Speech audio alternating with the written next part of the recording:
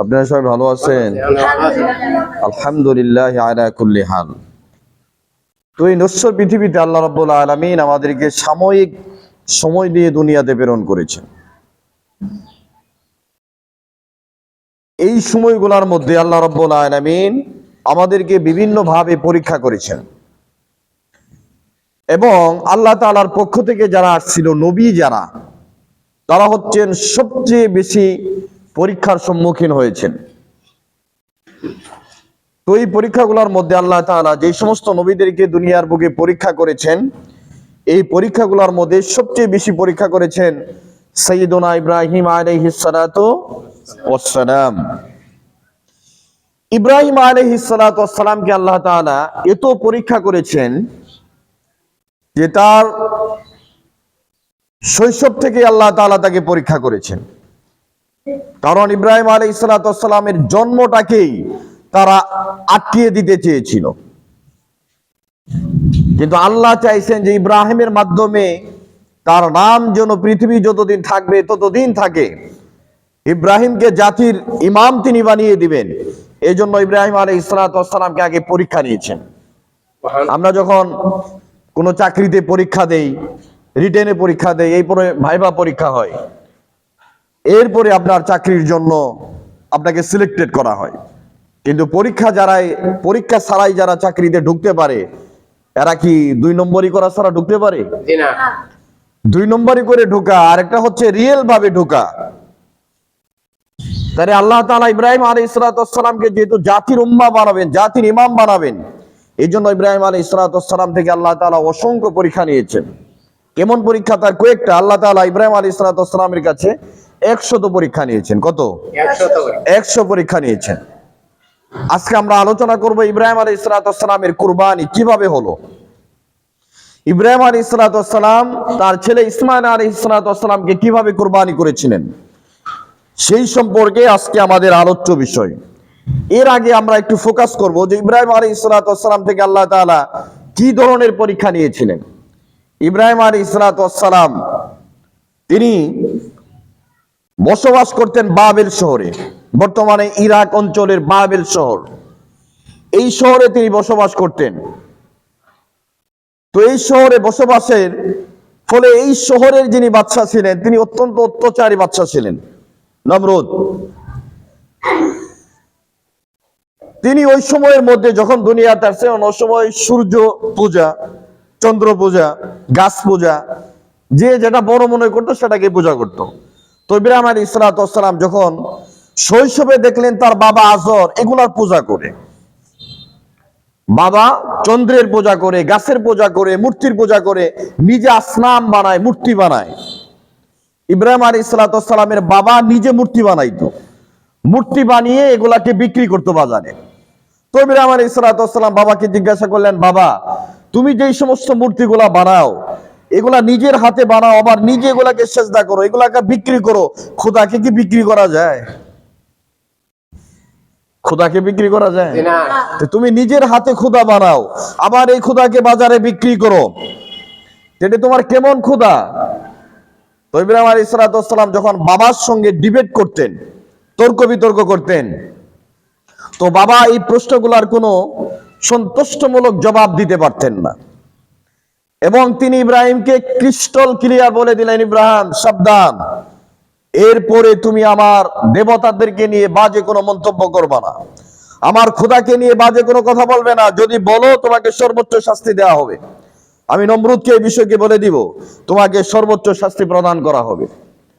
এরপরে ইব্রাহিম আলাইহিস সালাতু ওয়াস সালাম যখন কোনোভাবেই তাকে এই দাওয়াতি মিশন থেকে, এই আল্লাহর একত্ববাদ তৌহিদের কথা থেকে তাকে কোনোভাবেই যখন সরানো যাচ্ছিল না, তখন ইব্রাহিম আলাইহিস সালাতু ওয়াস সালামের বাবা নিজেই আজর,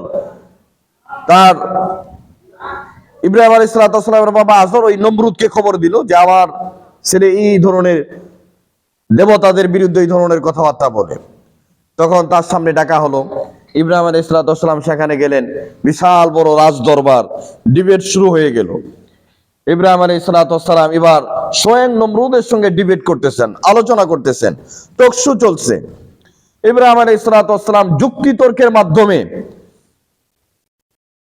নমরুদকে পরাজিত করলেন। কারণ নমরুদ বলেছিল যে ইব্রাহিম, তুমি যে দাওয়াতের মিশন নিয়ে আসছো সেটা থেকে বের হয়ে আসো, অন্যথায় তোমাকে আমি সবচেয়ে কঠিন শাস্তি প্রদান করব। তুমি কি খোদার নাম বলো, কোন খোদা কোথায় থাকে? তো ইব্রাহিম আলাইহিস সালাম বললেন যে আমার আল্লাহ, তিনি সব কাজ করতে পারেন, তিনি জীবনের মালিক, তিনি হায়াতের মালিক, তিনি মানুষের ইজ্জতের মালিক, তিনি বেইজ্জতের মালিক, তিনি সব কিছু করতে পারেন। তখন আজর বলেছিল যে আমার ছেলে যে সমস্ত কথাবার্তা বলে এগুলো আমার বিরুদ্ধে বলে, এখন রাষ্ট্রপ্রধান যিনি নমরুদ, দেখেন আপনার বিরুদ্ধে এই সমস্ত কথাবার্তা বলতেছে সে। তখন নমরুদ বলল, ঠিক আছে, তোমার আল্লাহ কি করতে পারে? যে মৃত্যু দিতে পারে, হায়াত দিতে পারে। তিনি জেলখানা থেকে দুইজনকে বের করে একজনকে ছেড়ে দিলেন, আরেকজনকে হত্যা করলেন। তো তিনি এটা ছেড়ে দেওয়ার পরে আরেকজনকে হত্যা করার পরে বললেন, দেখো আমিও মানুষের হায়াত দিতে পারি এবং মানুষের জীবনও দিতে পারি। তখন ইব্রাহিম আলাইহিস সালাম বললেন, আচ্ছা ঠিক আছে, আমার আল্লাহ তো শুধু এক কাজ নয়, তিনি পূর্ব থেকে সূর্য উদিত করেন, পশ্চিম দিকে সেটাকে অস্ত দিয়ে দেন। আপনি যদি পারেন পশ্চিম দিক থেকে সূর্য উঠিয়ে এটাকে পূর্ব দিকে অস্তমিত করে দেন। এটা কি কারোর পক্ষে সম্ভব? সম্ভব নয়। তাবারাকাল্লাযী বিয়াদিহিল মুলকু ওয়া হুয়া আলা কুল্লি শাইইন কাদির। রাজত্ব সব আল্লাহর হাতে, তিনি সব জিনিসের ক্ষমতা রাখেন। সুতরাং এখানে ইব্রাহিম আলাইহিস সালামের যুক্তি তর্কে যখন নমরুদ হেরে গেল, তখন আজর নিজের বাবা ইব্রাহিমকে কিভাবে ধ্বংস করা যায় এজন্য আজরকে পরামর্শ দিল।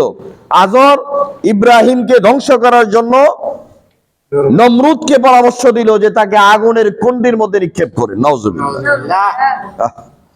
এখন আগুনের কুণ্ডির মধ্যে কিভাবে নিক্ষেপ করবে? ইব্রাহিম আলাইহিস সালাম তো তিনি নবী একজন। ইব্রাহিম আলাইহিস সালামকে আগুনের কুণ্ডিতে যখন নিক্ষেপ করতে গিয়েছিল, তখন সমস্ত ফেরেশতারা এসে সেখানে একত্রিত হয়েছিল। ফেরেশতারা তাকে সেখানে আর নিক্ষেপ করতে দিচ্ছিল না। যে চক্রার ভিতরে তাকে উঠানো হয়েছিল, ফেরেশতা সেটাকে ধরে বসছেন, আর উঠানো কারো শক্তি নেই। তখন কি করলো?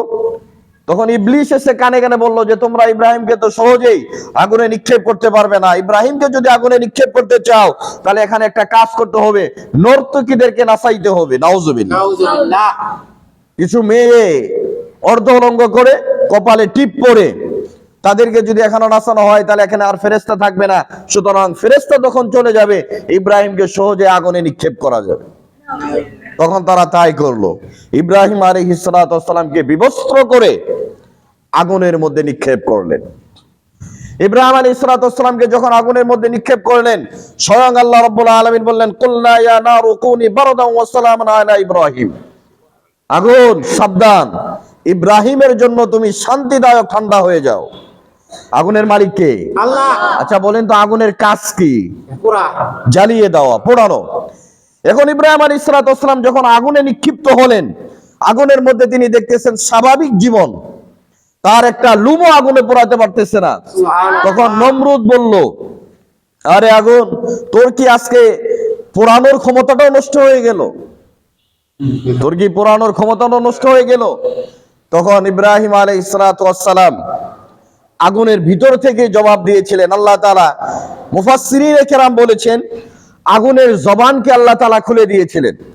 আগুন থেকে একটা আওয়াজ আসছিল, নমরুদ, আমার জ্বলানোর ক্ষমতা শেষ হয় নাই, যদি তোমার বিশ্বাস না হয় তুমি একটু আমার মাঝখানে এসে দেখো আমি জ্বালাইতে পারি কি পারি না। কিন্তু আগুন স্তব্ধ হয়েছিল কার কথায়? আল্লাহর কথা। কথা বলতে হবে কার কথায়? আল্লাহর কথায়। কারণ আগুনের ক্ষমতা হচ্ছে পোড়ানো, কিন্তু ইব্রাহিম আলাইহিস সালামের একটা লোম পর্যন্ত পোড়াইতে পারে নাই। এটা দেখে নমরুদের যে রাজত্ব ছিল, তিনি যে নিজেকে খোদা দাবি করেছিলেন, এই খোদাগিরি একেবারেই 1 সেকেন্ডের মধ্যেই শেষ। কারণ ইব্রাহিম আলাইহিস সালাম 40 দিন আগুনের মধ্যে ছিলেন। তিনি বলেছেন, আমি যতদিন আগুনে ছিলাম আমার লাইফে এটা হলো আমার জীবনের জন্য সবচেয়ে শান্তিময় কিছু দিন ছিল। তাহলে আগুনের মধ্যে আল্লাহ সুখ দিতে পারেন কি পারেন না? কিন্তু এর নাম হচ্ছে পরীক্ষা। ইব্রাহিম আলাইহিস সালাম এরপরে তার ছেলে ইসমাইল আলাইহিস সালাম এবং তার স্ত্রী হাজরা আলাইহিস সালামকে মক্কার দূরপ্রান্তরে রেখে এসেছিলেন। যখন তাদেরকে রেখে আসতেছেন, তখন হাজরা আলাইহিস সালাম ইব্রাহিম আলাইহিস সালামের জামার আস্তিন টান দিয়ে বলেছিলেন যে আমি একজন অবেলা অসহায় নারী, আমাকে এই ধুধু প্রান্তরে কি জন্য রেখে যাচ্ছেন, ছোট্ট একটা দুধের শিশু সহ?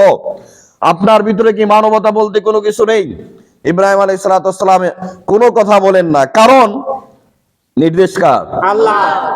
নির্দেশ আল্লাহর। আল্লাহ বলেছে সেখানে রেখে আসো। জীবনের মালিক কে? আল্লাহ। হায়াতের মালিক কে? আমাদেরকে নিরাপত্তা দেয় কে? আল্লাহ। সুতরাং আল্লাহ অর্ডার করেছেন সেখানে রেখে আসো।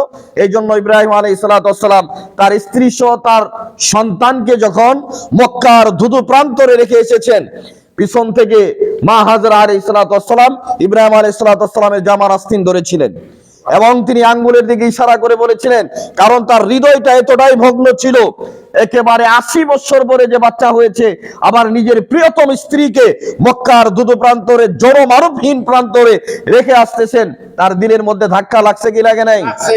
এতটাই তিনি বাকরুদ্ধ হয়েছিলেন, তার জবান স্তব্ধ হয়েছিল, কথা বলার ফ্রিডম অফ স্পেস নষ্ট হয়েছিল। তিনি চোখ থেকে অস্ত্র বের করে বলে দিলেন যে আমার আল্লাহর নির্দেশ। তখন মা হাজারা আলাইহিস সালাম দেবতহীন ভাষায় বললেন, যদি ইব্রাহিম, আপনি তো আল্লাহর নবী, আপনি কখনো অন্যায় কাজ করতে পারেন না, এটা যদি আল্লাহর পক্ষ থেকে হয়ে থাকে তাহলে আপনি আপনার বাসায় চলে যান, আপনি নিরাপদে চলে যান, এখানে আমার আল্লাহই আমাকে সেফটি দান করবে। শিশু ইসমাইল আলাইহিস সালামকে রেখে মা হাজারা আলাইহিস সালাম, অল্প কিছু খেজুর ছিল পুটলিতে, সামান্য কিছু পানি ছিল, পানিও শেষ, খেজুরও শেষ। এখন কি করবে? ছোট্ট বাচ্চা, দুধের বাচ্চা, তাকে তো দুধ পান করাতে হবে। মায়ের বুকে যদি, মায়ের পেটে যদি খাবার না থাকে তাহলে বাচ্চার পেটে দুধও আসবে না, আসবে? এখন মা কি করবে? বাচ্চার এই ছটফটানো দেখে তিনি আর নিজেকে কন্ট্রোল করতে পারেন নাই। পাশেই দুইটা পাহাড় ছিল, একটা হলো সাফা আর একটা হচ্ছে মারওয়া। এই সাফা এবং মারওয়া পাহাড়ের মধ্যে মা হাজরা আলাইহিস সালাম 7 বার সাই ইলা সাফা ওয়াল মারওয়া, এটাকে 7 বার তিনি দৌড়াদৌড়ি করেছেন। সুবহানাল্লাহ। একবার সাফায় গিয়েছেন, যায় দেখেন যে ওখানে মনে হয় পানির সন্ধান আছে, ওখান থেকে দেখছেন না এখানে পানি নেই, আবার মারওয়াতে গেছেন, আবার মারওয়া থেকে আবার সাফা, এইভাবে 7 বার একজন অবলা মহিলা তার ছোট্ট দুধের বাচ্চাকে রেখে পানির সন্ধানে 7 বার দৌড়াদৌড়ি করেছেন।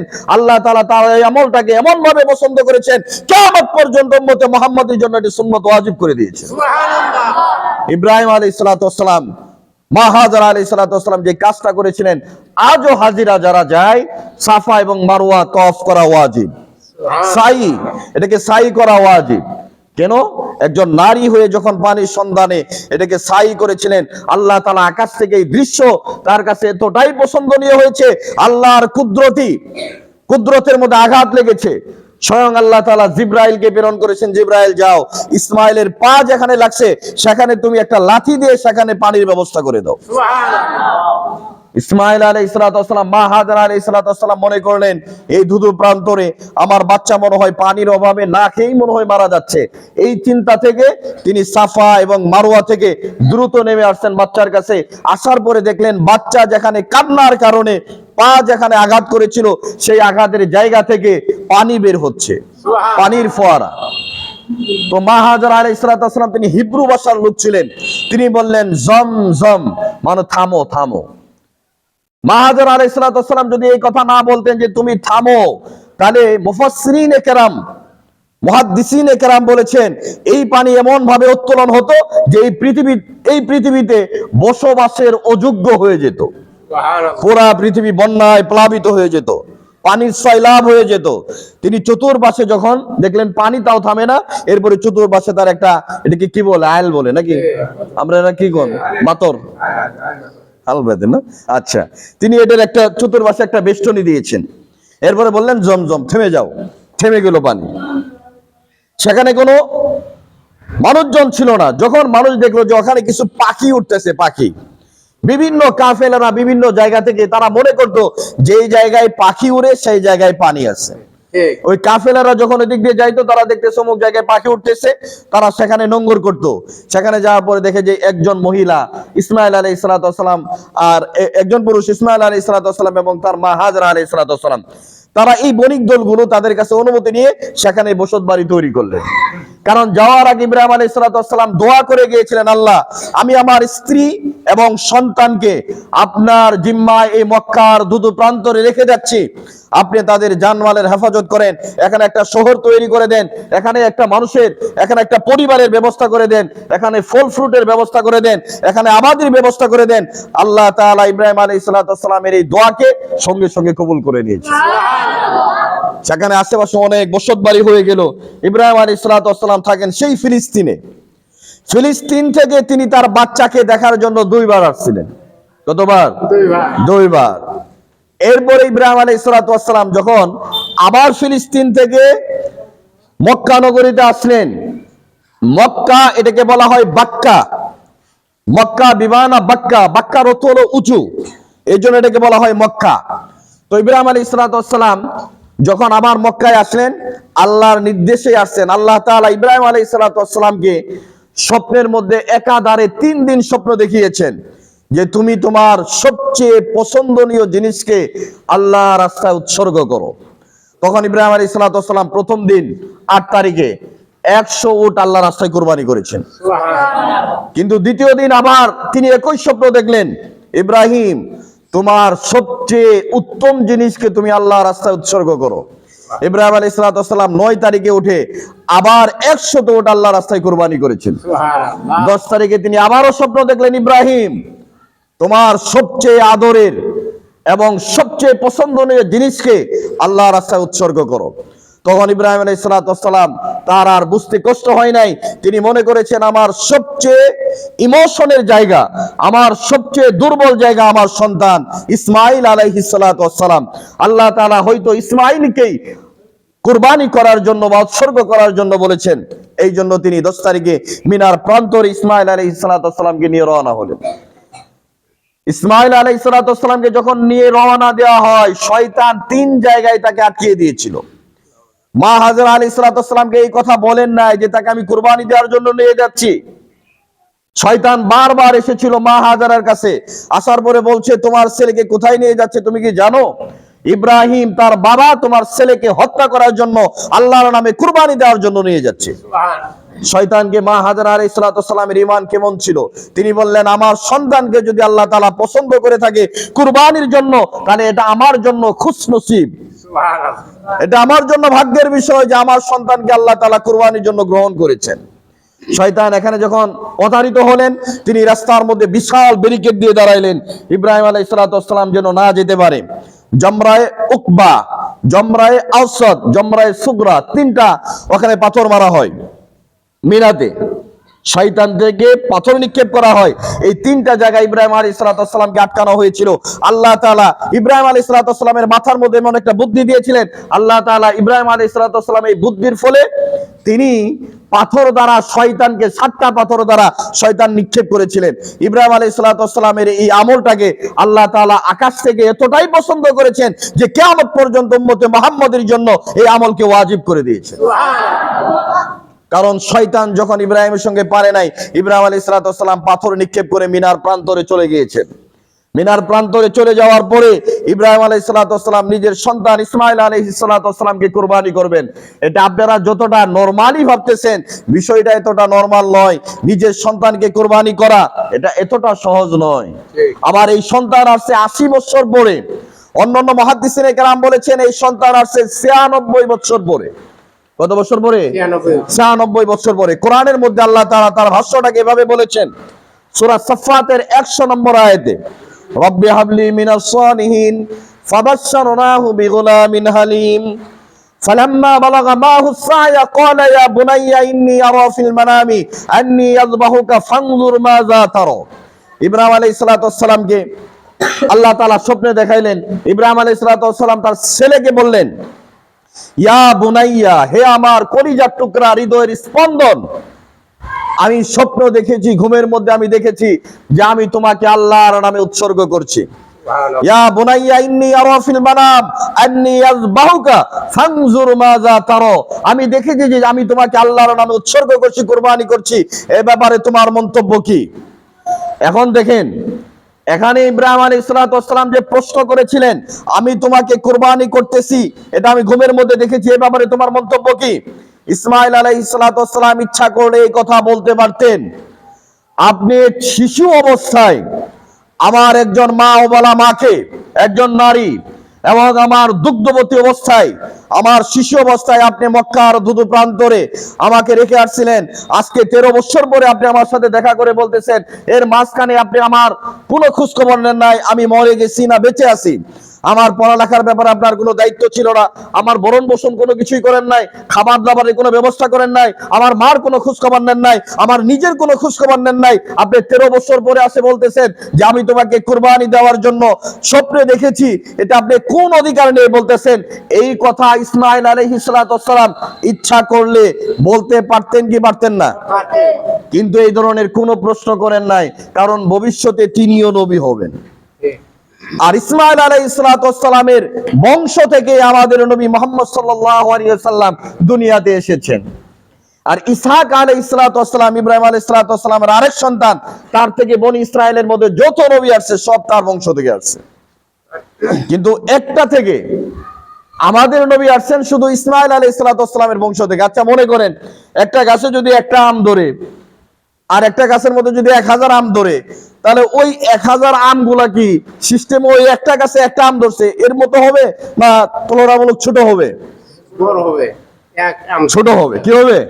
আর একটা আম তো তুলনামূলক অনেক বড় হবে, বড় হবে না? এই জন্য ইব্রাহিম আলাইহিস সালামের সন্তান ইসমাইল আলাইহিস সালামের বংশ থেকে শুধু আমাদের নবী আসছেন, অন্য কোন নবী আসে নাই। এই জন্য ইহুদিরা শত্রুতা করে বলে যে জবিহুল্লাহ ইসহাক আলাইহিস সালাম, জবিহুল্লাহ ইসমাইল আলাইহিস সালাম নয়, বরং কুরবানি করা হয়েছিল তারা বলে যে ইসহাক আলাইহিস সালামকে। কিন্তু আমরা বলি জবিহুল্লাহ হচ্ছে ইসমাইল আলাইহিস সালাম। তাফসীরের মধ্যে আছে যে ইসমাইল আলাইহিস সালামই হলেন ইব্রাহিম আলাইহিস সালামের প্রথম সন্তান। কারণ তারা এটা একটা চক্রান্ত করেছেন, চক্রান্ত করে তারা বলেছেন যে এখানে ইসমাইল আলাইহিস সালাম যেহেতু নবী মুহাম্মদ ইসমাইলের বংশ থেকে এসেছেন, এই জন্য তারা শত্রুতা করে বলেছেন যে ইসহাক আলাইহিস সালামকে প্রথমে কুরবানি দেওয়া হয়েছিল। এটা ভুল থিওরি, এই তথ্য সঠিক নয়। সঠিক তথ্য হচ্ছে যে ইসমাইল আলাইহিস সালামকে কুরবানির জন্য উৎসর্গ করা হয়েছিল। তাহলে মা হাজরা আলাইহিস সালাম যখন এই কুরবানি দিয়ে যাওয়ার জন্য ইসমাইল আলাইহিস সালামকে নিয়ে যাওয়া হলো, আল্লাহ তাআলা কোরআনের মধ্যে স্পষ্ট ভাষায় বলে দিলেন যে ফালাম্মা বালাগা মাহু সায়া ক্বালা ইয়া বুনাইয়া ইন্নী আরা ফিল মানামি আন্নী আযবাহুকা ফানজুর মাযা তারা ক্বালা ইয়া আবাতি ফাআল মা তু'মার সাতাজিদুনি ইনশাআল্লাহু মিনাস সাবিরিন। ইসমাইল আলাইহিস সালাম বললেন, বাবা আপনি যে ব্যাপারে আমাকে প্রশ্ন করেছেন এ ব্যাপারে আমার কোনো মন্তব্য নেই, নো কমেন্টস, আমার কোনো মন্তব্য নেই। আপনাকে যা নির্দেশ করা হয়েছে, আল্লাহ আপনাকে যা বলেছেন আপনি তাই করেন, অবশ্যই আপনি আমাকে ধৈর্যশীলদের মধ্যে পাবেন। সেই কথা বলেন নাই যে আমি ধৈর্যশীল, এটা বলেন নাই, কারণ দুনিয়ার মধ্যে আরো বহু ধৈর্যশীল নবী ছিল। অনেক নবীকে করাতের মাধ্যমে দ্বিখণ্ডিত করা হয়েছে। জাকারিয়া আলাইহিস সালাম থেকে অনেক নবীকে পাথর মেরে নিক্ষেপ করে পাথর মেরে হত্যা করা হয়েছে, অনেক নবীকে জবাই করা হয়েছে। তার মানে তারাও দিন কায়েমের জন্য দিনের দাওয়াত দিতে গিয়ে তারাও ধৈর্য ধারণ করেছেন। এজন্য ইসমাইল আলাইহিস সালাম বললেন যে আমাকে অবশ্যই ক্বালা ইয়া আবাতি ফাআল মা তু'মার সাতাজিদুনি ইনশাআল্লাহু মিনাস সাবিরিন। হে আমার বাবা, আপনাকে আল্লাহ তাআলা যা নির্দেশ দিয়েছেন আপনি তাই করেন, অবশ্যই আপনি আমাকে ধৈর্যশীলদের অন্তর্ভুক্ত পাবেন। তাহলে ইব্রাহিম আলাইহিস সালাম যখন ছেলের কাছে এই স্বীকৃতি পেলেন, তখন ছেলেকে মিনার প্রান্তরে নিয়ে গিয়ে তখন তিনি তাকে জবাই করবেন, শুয়ে দিচ্ছেন। ইব্রাহিম আলাইহিস সালাম বলেন যে ইসমাইল আলাইহিস সালাম প্রথমে বললেন যে বাবা আমাকে দেখলে তো আপনার মায়ার উদ্রেক হতে পারে, সুতরাং আপনি আমার হাত দুটোকে শক্তভাবে বেঁধে নেন, পা গুলাকে বেঁধে নেন। কিন্তু কিছুক্ষণ পরেই ইসমাইল আলাইহিস সালাম বললেন বাবা আমার হাত পায়ের বাঁধনকে খুলে দেন। তখন ইব্রাহিম আলাইহিস সালাম জিজ্ঞাসা করলেন কি জন্য? তুমি কিছুক্ষণ আগে বললা যে আমার হাত পা যেন বেঁধে ফেলি, কারণ আমি যেন নড়াচড়া করলে আপনার কষ্ট হবে, এখন আবার বলতেছো হাত পার বাঁধন খুলে দেওয়ার জন্য, কারণ কি? তখন ইসমাইল আলাইহিস সালাম বললেন কাল কিয়ামতের দিন আল্লাহ যদি জিজ্ঞাসা করে ইসমাইল এই কুরবানিতে সন্তুষ্ট ছিল না, এই জন্য তার হাত পা বেঁধে কুরবানি দেওয়া হয়েছে, এই অভিযোগ যেন আল্লাহ আমার বিরুদ্ধে না করে, এই জন্য আমি বলছি আমার হাত পায়ের বাঁধনকে ছেড়ে দেন। কি ঈমান! আল্লাহু আকবার। এর নাম হচ্ছে ঈমান। আজকে যদি আপনার সন্তানকে বলা হয় কুরবানি দেন, আপনি কি কুরবানি দিবেন? ইসমাঈল আলাইহিস সালাম দ্বিতীয় কোনো প্রশ্ন করে নাই, ইব্রাহিম আলাইহিস সালাম দ্বিতীয় কোনো প্রশ্ন করে নাই। আল্লাহ বলেছেন আসলিম, ইব্রাহিম আত্মসমর্পণ করো। ইব্রাহিম আলাইহিস সালাম নেক্সট টাইম কোনো প্রশ্ন না করে বলেছেন আসলামতু লিরাব্বিল আলামিন, আমি বিশ্ব মানবতা, বিশ্বর পালনকর্তা আল্লাহর নামে তার কাছে আমি আমার মাথাকে অবনত করলাম, আমি আত্মসমর্পণ করলাম, আমি মুসলিম হলাম। এই জন্য আল্লাহ তাআলা তার কথাটাকে এতটাই পছন্দ করেছেন যে আল্লাহ তাআলা কোরআনের মধ্যে তুলে ধরেছেন, কুল ইন্না সলাতি ওয়া নুসকি ওয়া মাহইয়ায়া ওয়া মামাতি লিল্লাহি রাব্বিল আলামিন। নবী আপনি বলে দেন, কুল ইন্না সলাতি, নিশ্চয় আমার নামাজ, ওয়া নুসুকি আমার কুরবানি, ওয়া মাহইয়ায়া আমার জীবন, ওয়া মামাতি আমার মৃত্যু, লিল্লাহি রাব্বিল আলামিন বিশ্ব পালনকর্তা আল্লাহর জন্য। আমাদের ইচ্ছা করলে কেউ কি মৃত্যু দিতে পারবে? জি না। আপনার ললাটে যদি মৃত্যু লেখা থাকে অমুক জায়গায় গিয়ে আপনি মারা যাবেন, এন থেকে আপনি বাঁচার কোনো উপায় নেই। আর আপনার ললাটে যদি হায়াত লেখা থাকে, বরাদ্দ যেটা রয়েছে, এখান থেকে পালিয়ে যাওয়ারও কোনো অবকাশ নেই। কারণ হায়াত এবং মৌতের মালিক কে? আল্লাহ। বিশ্বাস হয়? কারণ যারা মুসলিম, আমরা যারা মুসলিম, আমাদের বিশ্বাস, আমাদের বিলিভ এটাই যে হায়াত এবং মৌতের মালিক একমাত্র আল্লাহ তাআলা। এই জন্য ইব্রাহিম আলাইহিস সালাম তার বাঁধনকে খুলে ইসমাঈল আলাইহিস সালামকে যখন উপর করে শুইয়ে দিয়েছেন, এবং তিনি বলেছেন আমাকে উপর করে শুইয়ে দেন। কেন? আপনি যদি আমার চেহারার দিকে তাকান, আপনার দিলের মধ্যে আমার ব্যাপারে মায়া আসতে পারে। এবং তিনি একটা শর্ত করেছিলেন যে আমার এই জামাটা, রক্ত মাখা জামাটা আমাকে কুরবানি দেওয়ার পরে আমার মায়ের হাতে তুলে দিবেন, কারণ আমার মাকে মা বলার মতো দুনিয়াতে আর কেউ নেই। তখন ইসহাক আলাইহিস সালাম দুনিয়াতে আসে নাই। এই জন্য ইসমাঈল আলাইহিস সালাম এই কথা বলেছেন যে আমার মা যেন আমার রক্ত মাখা জামা দেখে এই কথা বলতে পারে যে আমার ছেলেকে আমি আল্লাহর রাস্তায় উৎসর্গ করেছি। ইসমাঈল আলাইহিস সালাম গলার মধ্যে যখন ইব্রাহিম আলাইহিস সালাম ছুরি চালাইলেন, ছুরি কোনোভাবেই কাটতেছে না। আচ্ছা বলেন তো ছুরির কাজ কি? কাটা। দাওয়ের কাজ কি? কাটা না? তাহলে ইসমাঈল আলাইহিস সালামের গন্ড দেশে ইব্রাহিম আলাইহিস সালাম বারবার ছুরি চালায় ব্যর্থ হলেন। রাগের বশবর্তী হয়ে ইব্রাহিম আলাইহিস সালাম ছুরিটাকে পিছনে নিক্ষেপ করেছিলেন। পিছনে একটা পাথর ছিল, পাথরের মধ্যে লেগে পাথর দ্বিখণ্ডিত হয়ে গিয়েছে। এত ধারালো অস্ত্র ছিল, কিন্তু এই অস্ত্রের মুখে পর্দা ঢেলে দিয়েছিল কে? আল্লাহ। ওই আল্লাহ আছে না নাই? আছে। বিশ্বাস হয়? কম কম না, মানে আছে, কিন্তু আসলে এখন কেমন জানি আমাদের বিশ্বাস কমে গেছে।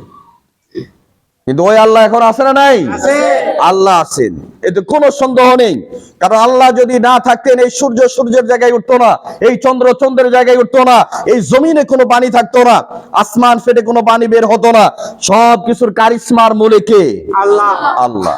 এই আল্লাহ আমাদেরকে বাঁচিয়ে রেখেছেন। একজন মানুষকে আল্লাহ তাআলা দৈনিক সারা দিন তাকে সেফটি দান করেন। একজন মানুষের এক একটা অঙ্গের বিনিময়ে যদি আল্লাহ তাআলা 1 পয়সা করে নিতেন, দৈনিক একটা মানুষের পিছনে প্রায় 4 লক্ষের মতো টাকা খরচ হতো। সুবহানাল্লাহ। একটা মানুষ 550 লিটার অক্সিজেন ব্যবহার করে দৈনিক।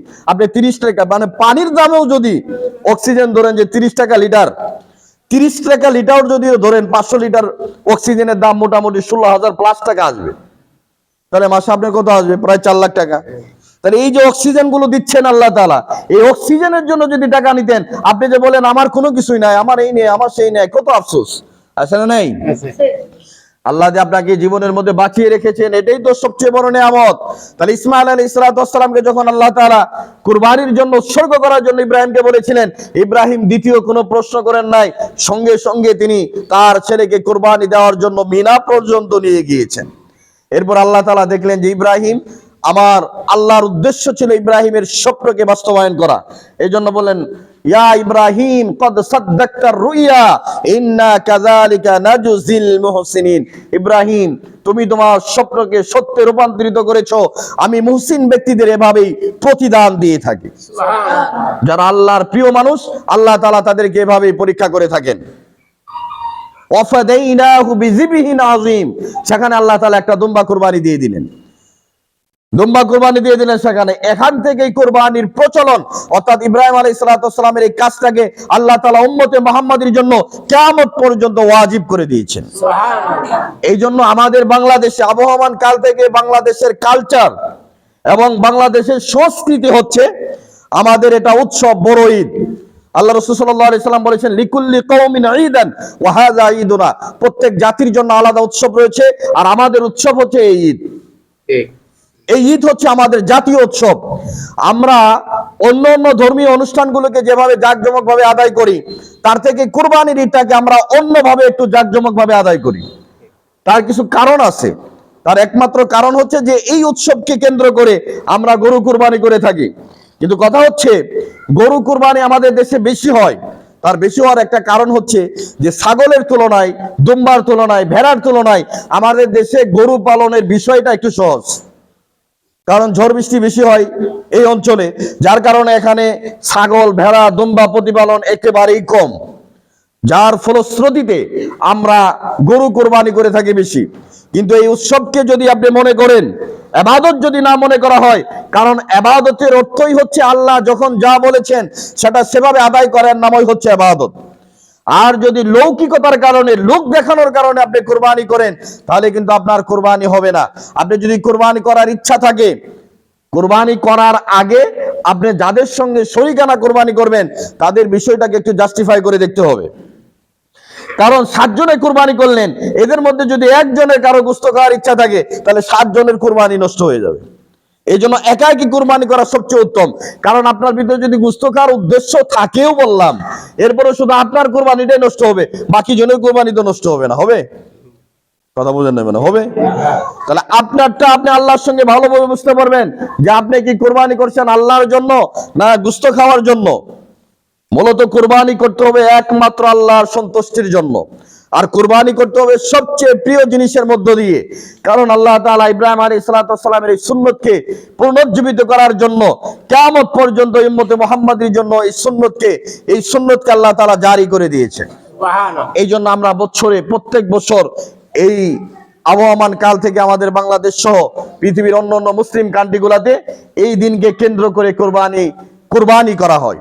কিন্তু আপনি যদি মনে করেন যে প্রতি বছর আমি কোরবানি করি, এই বছর যদি কোরবানি না করি তাহলে লোকে কি বলবে, এই ধরনের চিন্তাধারা থেকে যদি কোরবানি করেন, তাহলে কিন্তু কোরবানি হবে না। কোরবানি করতে হবে একমাত্র আল্লাহর জন্য। নতুন বিয়ে দিছেন অথবা নতুন জামাই আসবে, মনে করলেন যদি এবার জামাই জিজ্ঞাসা করে যে বেয়াই সাহেব এবার কি কোরবানি দিচ্ছেন, যে আমার তো এবার হাত একটু খাটো, কোরবানি দিতে পারতেছি না।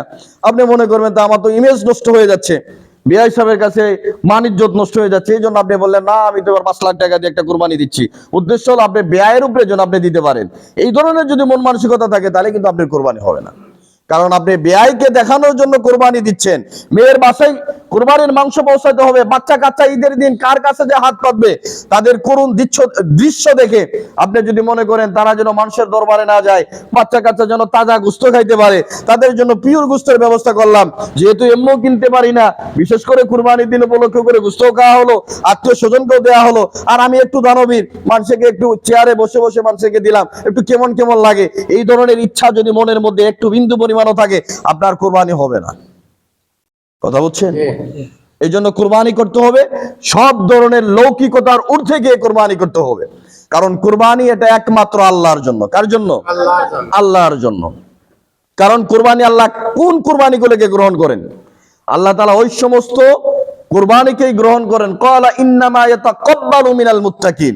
আল্লাহ বলেছেন যে আমি মুত্তাকিনদের কোরবানিকে গ্রহণ করি, বাকি অন্যরা যারা লোক দেখানোর জন্য কোরবানি করে। দেখবেন ঢাকা, যারা মনে করেন ঢাকায় যে বনানীতে যারা থাকে, গুলশানে যারা থাকে, মানে উন্নত জায়গায় যারা বসবাস করে, তারা দেখবেন জীবনে কোনোদিন মসজিদও আসে না, নামাজ কালাম নাই, রোজা নাই, হজ জাকাত কোনো কিছুই নেই, কিন্তু ঈদের আগে দেখবেন 5 লাখ টাকা দিয়ে এটা কিনছে, গেটের মধ্যে দাঁড় করে রাখছে, 10টা 5টা করে রাখছে।